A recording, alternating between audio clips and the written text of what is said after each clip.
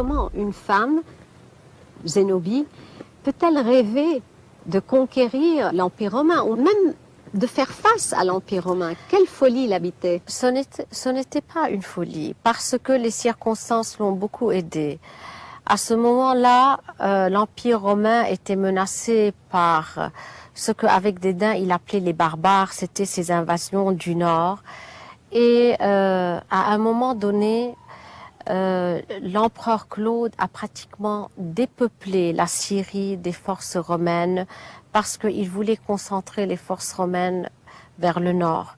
Ce qui fait que pour Zénobie, ayant déjà eu une très forte armée, et voyant que les légions n'existaient presque plus en Syrie, elle a décidé vraiment de prendre les armes. C'était une reine guerrière, elle pourrait haranguer vraiment ses armées, elle pouvait faire galoper des heures dans le désert, donc c'était une femme aussi très forte, une femme guerrière.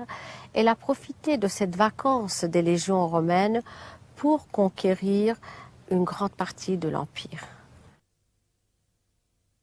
J'affamais Rome, et l'Empire, affaibli par les révoltes et les invasions, perdait sa majesté.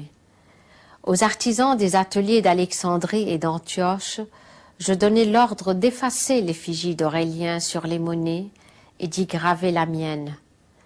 Sur un petit disque d'or, une ligne dessinait le profil d'une femme volontaire, la tête couronnée de laurier.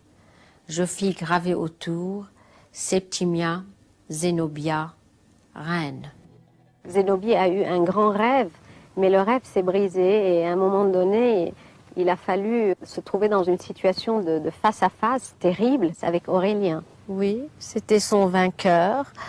Alors, elle a commencé par perdre la ville d'Antioche. Elle s'est repliée sur Émèse, qui est l'actuelle Homs.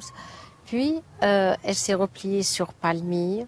Elle avait espéré jusqu'au bout au moins sauver Palmyre. Et puis, quand elle a été captive, elle a dû défiler dans le triomphe d'Aurélien. Aurélien a voulu qu'elle porte tous ses bijoux pour montrer à Rome la richesse de Palmyre.